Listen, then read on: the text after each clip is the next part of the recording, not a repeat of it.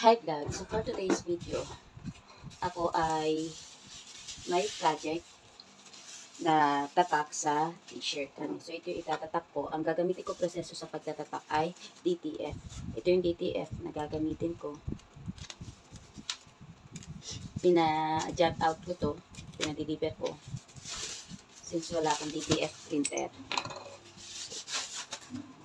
Ngayon ay ikakat ko na siya para ipe-press ko na lang sa t-shirt.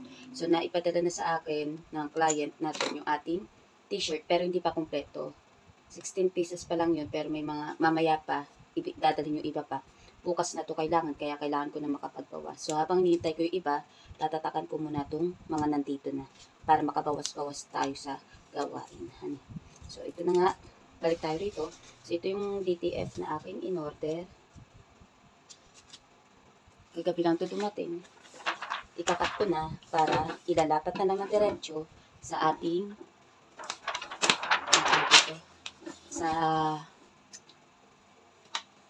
makukumpleto ko ito mamaya. Wait lang. Sa t-shirt. So, ang t-shirt pala ay dry fit. Pero DTF kasi sa dry fit, pwedeng gamitan nyo ng sublimation. Pero DTF ang gagamitin ko ngayon kasi kailangan ko ng puting ink. Ayan o. Walang puting ink ang ating sublimation. So, kaya DTF ang gagamitin ko. At saka dark kasi. Kung hindi sana dark, yung kulay na t-shirt, okay lang. Yun nga lang, dark kasi yun. Kaya hindi makikita tong kulay puti. Dahil nga, again, wala tayong kulay puting ink sa ating sublimation. So, magkakat muna ako rito. Ta-timelapse ko na lang ito iba habang nagkukukwento ako rito kasi mahaba-haba ako.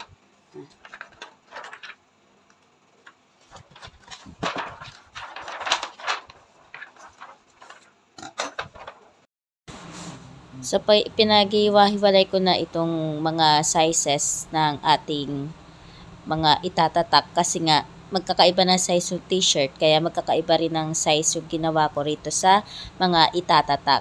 So, since kinugupit ko na, isang trabaho na, pag-iwa-hiwalayin ko na yung mga size para madali ng pagtatatak sa bawat size ng t-shirt. Mabilis nang maiaano kasi organized na siya. So, pagkatapos nito, ayusin ko naman yung mga t-shirt, tatanggalin ko sa mga plastic kasi naka-plastic pa yon. Okay? Tapusin ko lang muna ito. Okay, so dito naman ako ngayon sa t-shirt. Ito na ang haharapin ko. Ang ating t-shirt ay kulay royal blue. So, 40 plus pieces itong mga t-shirt na to at sari-saring sizes na to. Kaya, i-organize ko pag ayusin ko yung mga pagkakapwesto, pag-iwahiwalayin ko na ang bawat sizes para may akma ko yung sukat nung ating itatatak doon sa size ng t-shirt. So, tanggalin ko lahat sa plastics kasi lahat ay naka-plastic pa. So, para dire-diretso na agad ang lapat sa heat press. Okay? Tapusin ko lang ulit itong pag-assemble ng ating mga t-shirt. Okay, so ngayon naman, dito na tayo sa ating pagpepresa. So, dito na tayo sa ating main agenda. Okay? So, magpe-press na tayo. So, ang ating pagpe-press ay nakaset ng 350 ang temperature. So, ang aking heat press ay sapphire.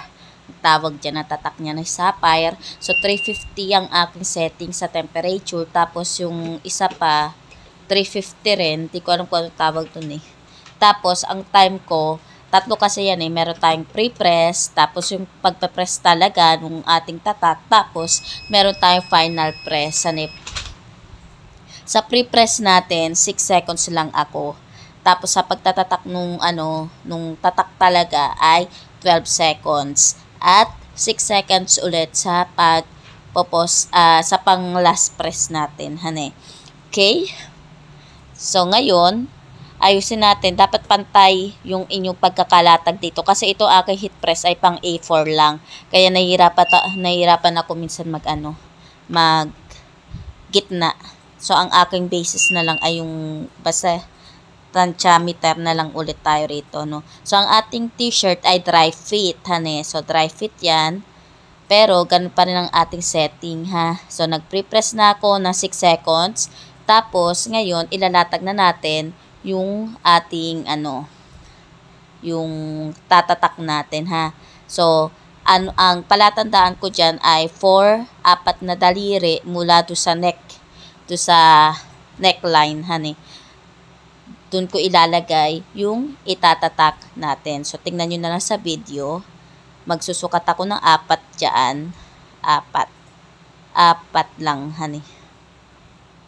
Tapos, saka nyo ilalatag, saka natin ilalatag itong ating, tatak. Tapos, yun na, tatatak natin ng 12 seconds. Kasi tunay na yan, 12 seconds lang. Kapag nag 12 seconds, tutunog naman yan. Madidiktahan kayo ng inyong heat press, ng ating heat press. Kapag di mo pa naman napansin yung tunog na yan ay kaingay-ingay. So, kapag natapos sa pagpe-press, angat mo na. Tapos, palalamigin. Dapat tandaan ha, palalamigin muna bago tanggalin yung plastic film. Kasi kapag hindi yan malamig, kapag hindi malamig na tinanggal, sasama pa rin yung tatak. Kaya dapat malamig na malamig. Cold pill yan, ha? Kaya dahil cold pill yan, isa-set aside muna natin. Pagkain, set aside. Set aside muna natin. Tapos, saka tayo magpe-press ulit ng panibagong t-shirt. Kapag malamig na, saka tayo pupunta sa ating third press. So, mamaya ko naman ipapakita yung pagtatanggal ng plastic film at last press natin. Okay? Mamadaliin ko muna, ita-timelapse ko muna itong ating pre-press. Okay, so natapos na ako sa pagpe-press ng ating tatak. So, nandito na yung mga sinet aside kong t-shirt, set aside, ang dami nun. Mga sinet aside kong t-shirt. So, sabi ko nga, palalamigin muna natin, kaya pinalamig ko na at ito na, tatanggalin na natin ngayon yung plastic film kasi madikit na yan, nakadikit na yan dahil nga malamig na. Ulitin ko lang, paalala, huwag yang kukunin, huwag tatanggalin yung plastic na yan hanggat hindi malamig. Kasi sasama yung tatak sa plastic kapag mainit. Hindi nyo na yan maibabalik ulit, ha? Hindi nyo na maitatatak yan. Naranasan ko na yan, kaya wag nyo na akong tularan, okay? So, tanggalin na natin yan. Kapag natanggal na natin lahat, saka natin siya ifa-final press. So, sa final press natin, ay 6 seconds ulit. 6 seconds ulit. So, dun para makasigurado tayo na hindi maalis yung tatak. Okay? Okay, so malapit na tayo matapos. Dito na tayo sa last part ng ating pagtatatak. Dito pa rin sa ating t-shirt na tatakan Okay? So, last press na tayo. Natanggal na natin lahat ng mga plastic film sa lahat ng t-shirt. So, magla-last press tayo. Ganun pa rin ang settings natin ha. 350 ang temperature. 350 rin yung settings natin. Tapos, dun tayo sa time iiba. Gagawin na lang natin siyang 6 seconds katulad sa first press natin o sa pre-press natin.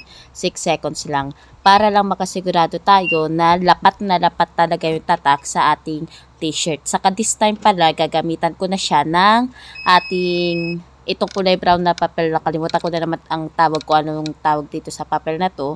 So, ginamitan ko niyan kasi nga wala na siyang wala ng plastic. Inalisan natin yung plastic. Kaya, gagamitan natin nitong papel. Nakalimutan ko talaga kung ano tawag dito sa brown na papel. Okay? So, lahat na yan, pagsunod-sunurin na lang. And then, matatapos na tayo. So, kapag natapos na, edi tapos na natin ang ating pagtatatak dito sa ating t-shirt, sa ating project na ito. Okay? Bye-bye! Paki-like at follow ang aking page, Charms Digital Printing Services. Bye-bye!